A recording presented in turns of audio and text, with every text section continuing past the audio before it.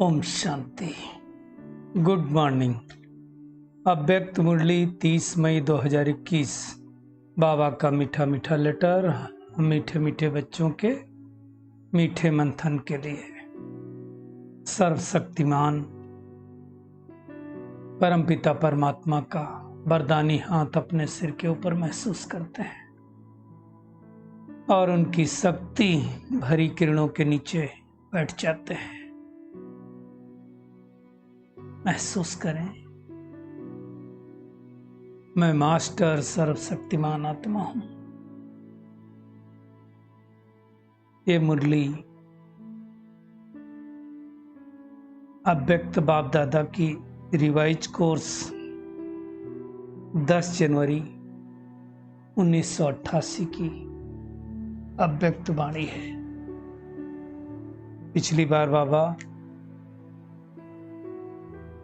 6 जनवरी को आए थे और उसके बाद ये 10 की बात है। ये पुराने के हिसाब से। आज की मुरली का शीर्षक है मनन करने की विधि तथा मनन शक्ति की बढ़ाने की युक्तियां। कैसे हम मनन करें और कैसे मनन शक्ति को बढ़ाएं, उसके बारे में बाबा बता रहे हैं। आज रत्नागर बाप अपने अमूल्य रत्नों से मिलने आए हैं। हम बच्चों को बाबा ने क्या बता दिया? अमूल्य रत्न, जिसका कोई मूल्य दे नहीं सकता है। हर एक श्रेष्ठ आत्मा ने कितने ज्ञान रत्न जमा किए, जमा करना अर्थात जीवन में धारण किए हैं। एक एक रत्न, बाबा का एक एक ज्ञान रत्न पद्मों से भी ज्यादा मूल्यवान है। तो सोचो, आदि से अब तक कितने ज्ञान रत्न मिले हैं। जब से हम ज्ञान में चले, और हर दिन कितने ज्ञान रत्न मिलते हैं। मुरली में कितने पॉइंट होते हैं, और एक एक रत्न बाबा कहता है पद्मों से ज्यादा मूल्यवान है। तो सोचो कितने मिल गए। रत्नागर बाप ने हर एक बच्चे की बुद्धि रूपी झोली में अनेक रत्न भर दिए हैं। सोचो उस हिसाब से कितनी प्राप्ति हो जाएगी सतयुग में। बाबा कहते हैं सभी बच्चों को एक साथ एक जितने ही ज्ञान रत्न दिए, कम नहीं दिया बाबा ने किसी को। लेकिन फर्क क्या हो गया? एक ज्ञान रत्न जितना जो आत्मा स्वप्रति व अन्य आत्माओं के प्रति कार्य में लगाती है, उतना ज्ञान रत्न बढ़ते जाते हैं। मुख्य बात क्या है कि इन रत्नों को जितना हम यूज करें, चाहे स्व के प्रति करें चाहे दूसरों के प्रति करें। तो बाबा देख रहे थे, क्या देख रहे थे कि बाप ने तो सबको समान दिए, लेकिन कोई बच्चे ने इन ज्ञान रत्नों को बढ़ाया है और कोई ने नहीं बढ़ाया है। कोई भरपूर है, कोई अखुट माला माल है। अखुट का मतलब कोई उसका पारंपर नहीं, बहुत ज्यादा कभी ना खुटने वाला। कोई समय प्रमाण कार्य में लगा रहे। देखो, कोई भरपूर है, भरा हुआ है, मतलब किसी के पास भरा हुआ है मतलब क्या हुआ? जैसे कमरा है, भरा हुआ है तो खाली होगा।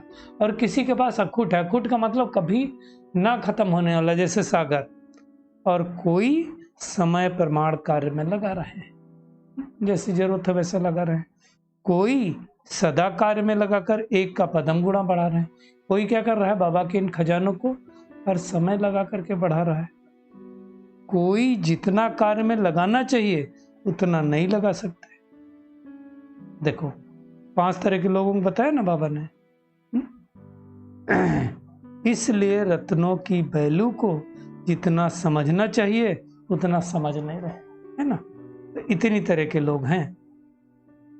जितना मिला है वो बुद्धि में धारण तो किया, लेकिन कार्य में लगाने से जो सुख, खुशी, शांति, शक्ति और निर्विघ्न स्थिति की प्राप्ति की अनुभूति होनी चाहिए, वो नहीं कर पाते हैं। क्यों? क्योंकि लगाए नहीं खजाने को। इसका कारण क्या है? बाबा कहते हैं इसका कारण एक ही है, मनन शक्ति की कमी है। क्योंकि मनन करना अर्थात जीवन में समाना। तो चेकिंग करें, मैंने कितना इस जीवन में समाया है ज्ञान रत्नों को। जीवन में समाना, धारण करना, मनन ना करना अर्थात सिर्फ बुद्धि तक धारण किया। बुद्धि में तो आ गया तो हम क्या करते हैं फिर? बुद्धि में आ गया तो मनन मतलब बोल देते हैं, लेकिन अंदर समाया नहीं ना। वो जीवन के हर कार्य में, हर कर्म में लगाते हैं। कौन? जो धारण करते हैं, हर कर्म में लगाते हैं, चाहे अपने प्रति चाहे अन्य आत्माओं के प्रति, और दूसरे सिर्फ बुद्धि में याद रखते हैं अर्थात धारण करते हैं। एक कार्य में लगाते हैं और एक बुद्धि में धारण करते हैं। तो किसके पास पावर ज्यादा होगी? जो कार्य में लगाएंगे। बाबा देखो कितना अच्छा समझा रहे हैं। जैसे कोई स्थूल खजाने को सिर्फ तिजोरी में रख दे तो क्या होगा? अगर कार्य में न लगाता हो तो समय प्रमाण खुशी प्राप्त होगी। लगा रखा है लाकर में तो कोई मतलब नहीं ना। बाबा कहते सिर्फ दिल का दिलासा रहता कि हमारे पास लाकर में जेवर रखा है, सदियों सदियों नहीं निकालने हैं, 20 साल नहीं निकाल रहे। हाँ दिलासा है भाई, रखा है हमारे पास, यूज तो नहीं कर रहे हैं ना। बाबा कहते हैं ना बढ़ेगा ना अनुभूति होगी ऐसा खजाना, है ना।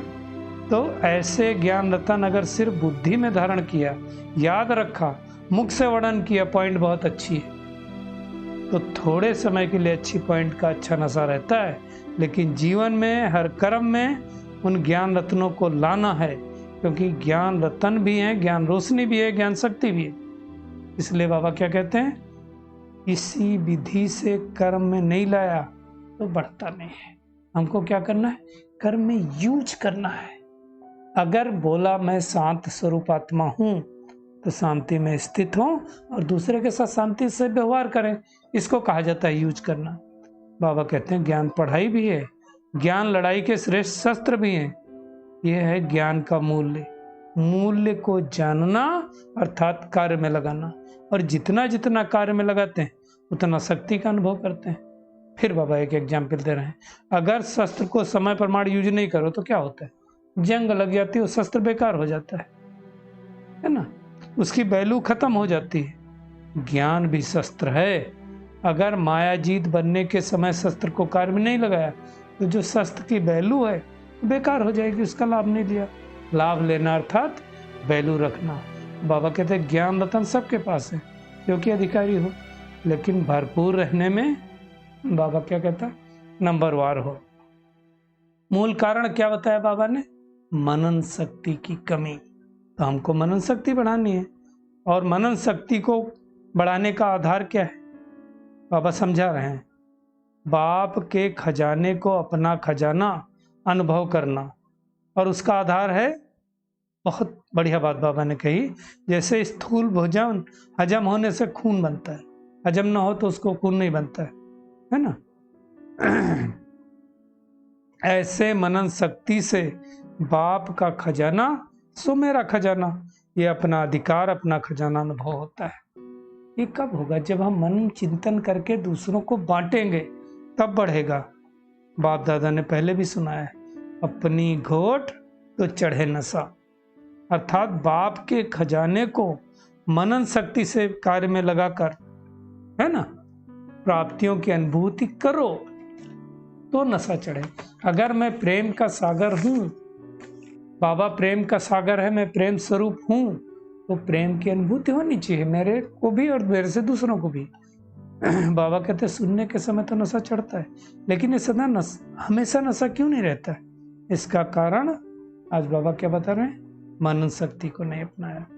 मनन शक्ति सागर के तले में जाएगा, अंतर्मुखी बन ज्ञान रत्नों की गुहता में जाएगा, एक एक ज्ञान को सिमरण चिंतन मनन करेगा। सिर्फ रिपीट करना मनन नहीं होता है, हर एक पॉइंट का राज क्या है, क्यों बाबा ने बताया, और इस पॉइंट को कब किस समय कार्य में लगाना, किस समय सेवा में लगाना है ना।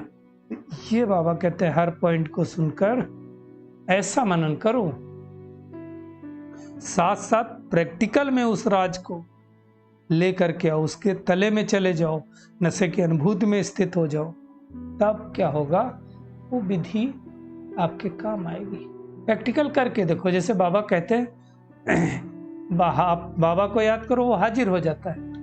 तो ऐसा जब कोई आए तो उसको अनुभव करो, मतलब बाबा को बुला करके देखो हाजिर होता है कि नहीं होता है। बाबा कहते हैं माया के भिन्न भिन्न रूप, विघ्नों के समय और प्रकृति के भिन्न भिन्न परिस्थितियों के समय काम में लगा कर देखो, तो पता चलेगा कि हम मायाजीत बन सकते हैं व नहीं बन सकते हैं। प्रैक्टिकली मायाजीत हुए कि नहीं हुए तब पता चलेगा। सोचा तो था मायाजीत बनेंगे, लेकिन मेहनत करनी पड़ गई, व्यर्थ चला गया, ये नहीं है ना। और अगर व्यर्थ चला गया इसका मतलब हमारी विधि यथार्थ नहीं थी, इसलिए सिद्धि नहीं मिली। तो विधि को यथार्थ करना है, यूज करने का तरीका आना चाहिए, अभ्यास आना चाहिए। बाबा फिर एग्जाम्पल दे रहे हैं, अगर साइंस वालों के पास बहुत पावरफुल बम हो और उसको बम चलाना ना आता हो तो क्या होगा, या सही जगह पे गिराना नहीं आता हो तो दूसरी जगह चला जाएगा, तो व्यर्थ हो जाएगा ना, यूज करने की शक्ति नहीं है। ऐसे ज्ञान रत्नों को कब कौन सा रतन किस विधि में किस परिस्थिति में यूज करना है वो हमको आना चाहिए, है ना। तब जाकर के हम विघ्नों पर जीत पा सकते हैं। लेकिन अगर विजय नहीं होती तो समझो यूज करने की विधि नहीं आती। दूसरी बात है मनन शक्ति का अभ्यास सदा न करने से समय पर बिना अभ्यास के अचानक हम यूज करेंगे तो यूज कर नहीं पाएंगे, धोखा खा जाएंगे, अलबेलापन आ जाएगा, है ना। तो बाबा कहते हैं सदा का अभ्यास, बहुत काल का अभ्यास चाहिए।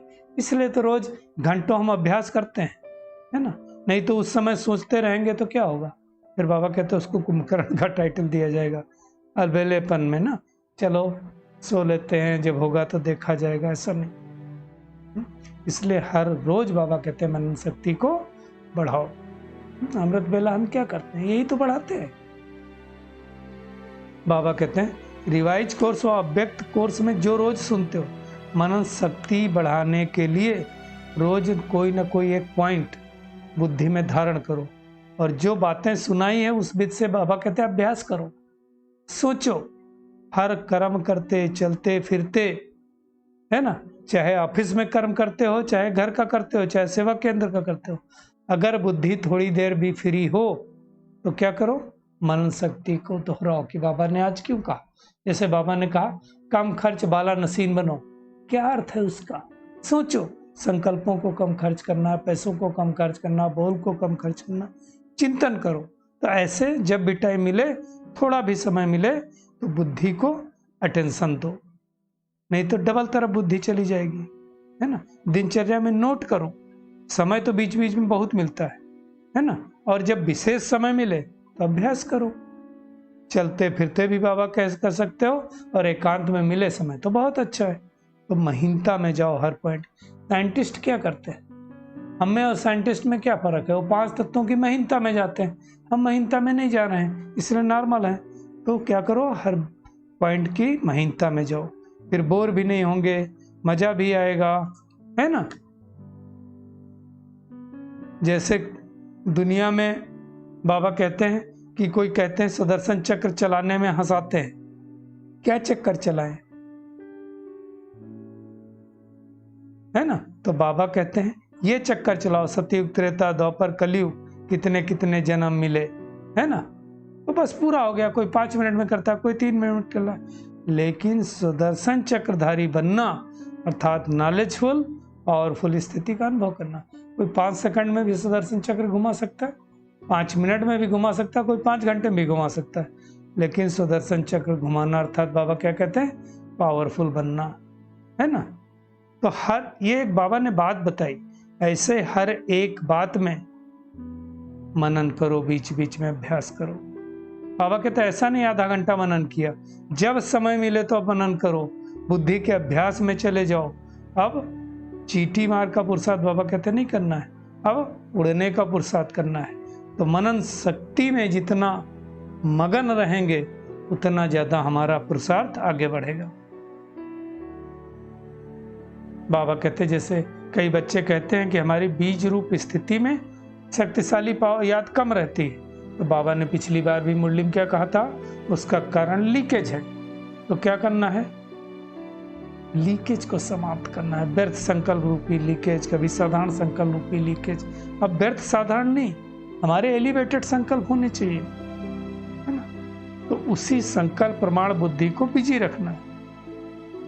नहीं तो क्या है, हम खुश कर लेंगे आज कोई पाप कर्म नहीं हुआ, व्यर्थ नहीं चला, दुख नहीं दिया, लेकिन समर्थ संकल्प हुआ क्या, समर्थ याद रही, इसकी चेकिंग करना है। कर्म के साथ योग रहा, उसकी चेकिंग करना है। बाबा कहते हैं कर्म करता नहीं बनो, कर्म योगी बनो, है ना, तब बीज रूप की अनुभूति होती रहेगी।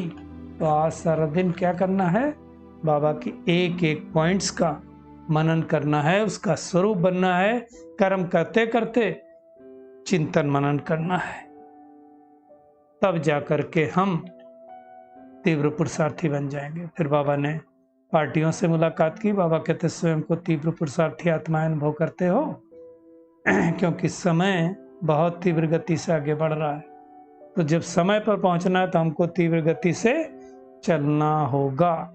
फिर दादी जानकी विदेश जा रही थी, उनसे बाबा ने बात किया।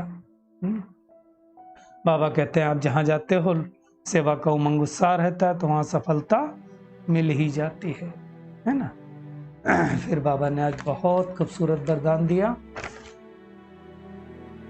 तोड़ना, मोड़ना और जोड़ना, इन 3 शब्दों की स्मृति द्वारा सदा विजयी भव। तोड़ना, मोड़ना और जोड़ना, याद रखना 3 शब्द। सारी पढ़ाई और शिक्षाओं का सार ये 3 शब्द है ना। बाबा कहते हैं क्या है, कर्म बंधन तोड़ने हैं। बहुत कर्म बंधन हो चुके ना, उनको तोड़ना है। अपने संस्कार स्वभाव को मोड़ना है, पुराने स्वभाव संस्कार को नए स्वभाव संस्कार की तरफ मोड़ना, और एक बाप से सर्व संबंध जोड़ने हैं। बस यही 3 शब्द संपूर्ण विजयी बना देंगे। बाबा कहते हैं इसके लिए सदा स्मृत रहे कि जो भी इन नयनों से विनाशी चीजें देखते हैं वो सब विनाश हुई पड़ी है। उन्हें देखते भी अपने नए संबंध, नए सृष्टि को देखते रहो तो कभी हार हो ही नहीं सकती। तो हार नहीं करना है को, है ना। 3 शब्द, कर्म बंधन तोड़ने हैं, स्वभाव संस्कार को मोड़ना है और बाप से सर्व संबंध जोड़ने हैं। स्लोगन है योगी की निशानी है सदा क्लीन और क्लियर। हमको क्लीन और क्लियर रहना है। चलिए परमात्मा किरणों के नीचे बैठ जाते हैं और महसूस करें मैं पद्मा पदम भाग्यशाली आत्मा हूं। त्रिकुटी सिंहासन पर बैठी हूं। स्वयं परमात्मा मुझे मनन शक्ति कैसे करना है, मनन करने की विधि क्या है, उसकी युक्तियां बता रहे हैं। तो आज मुझे सारा दिन ज्ञान सागर से जो ज्ञान रतन मिले हैं उनको प्रैक्टिकल अपने जीवन में अनुभव करना है। इन ज्ञान रत्नों को स्वप्रति यूज करना है और दूसरों को भी बांटना है। जैसी परिस्थिति वैसे रतन को यूज करना है। कर्म करते करते भी कर्म योगी बनना है। अब कर्म बंधन हमें तोड़ने हैं, स्वभाव संस्कार को मोड़ना है और बाबा से सारे संबंध जोड़ने हैं। तो हम विजयी सहज रीत से बन जाएंगे। हम योगी आत्मा हैं, इसलिए हमारा मन क्लीन और बुद्धि क्लियर है। शुक्रिया मीठे प्यारे बाप दादा, शुक्रिया आप सभी का इस मीठे मनन के लिए। ओम शांति।